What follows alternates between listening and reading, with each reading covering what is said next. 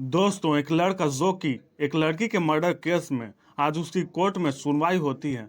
वो कोर्ट में आता है, साथ में उसका वकील भी उस कोर्ट में आता है और उसके साथ उसके माता पिता और फैमिली मेंबर्स भी उस कोर्ट में आते हैं।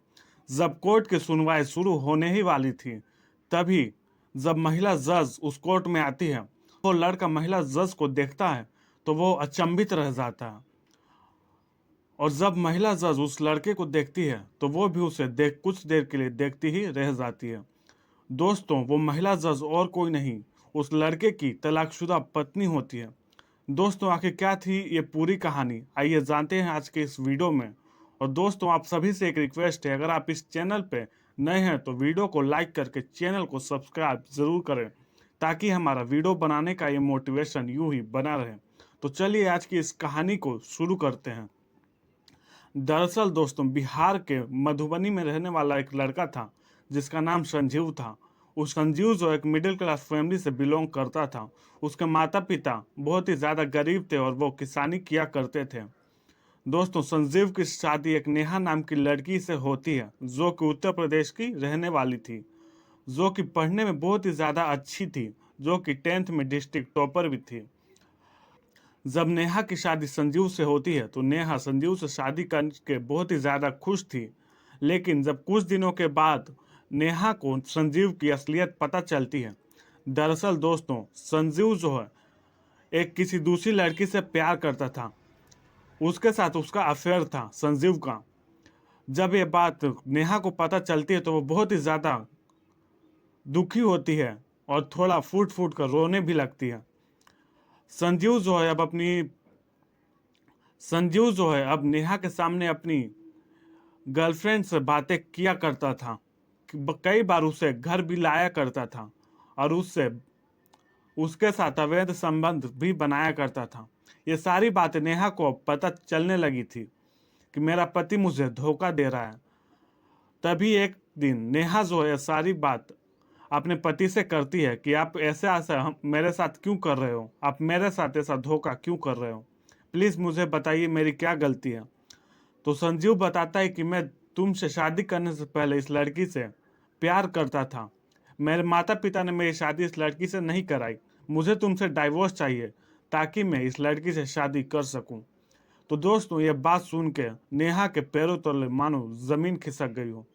ये बात नेहा बर्दाश्त नहीं कर पा रही थी कि उसका पति उससे डाइवोर्स मांग रहा है।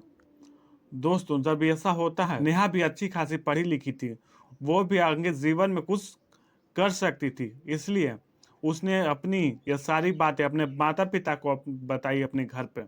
जब माता पिता को ये बात पता जो नेहा के माता पिता थे उन्होंने संजीव से नेहा का डाइवोर्स करवा दिया।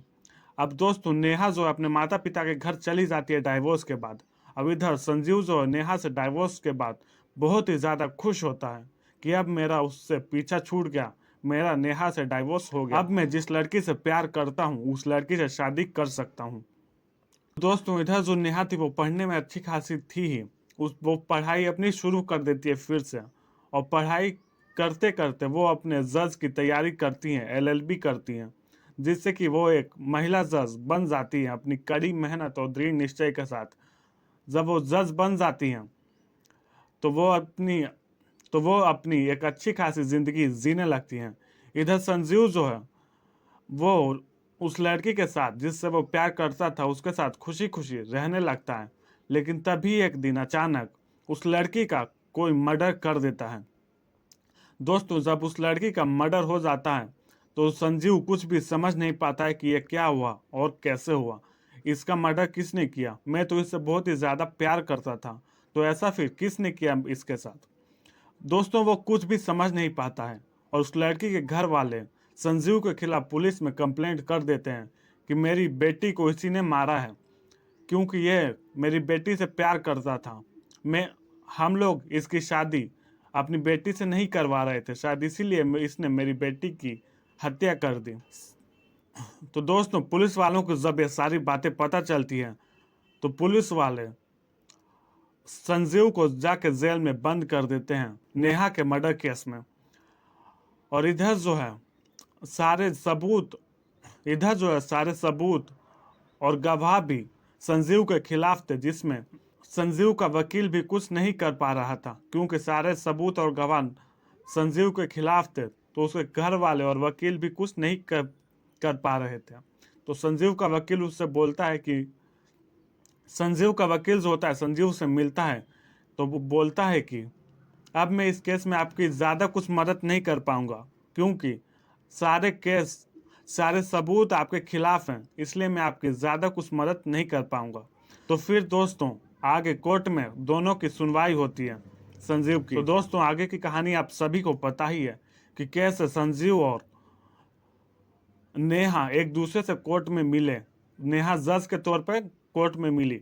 जब नेहा ने संजीव को उस कोर्ट में देखा तो वो भी बहुत ही ज्यादा अचंभित थी वहां पर उसको देखकर।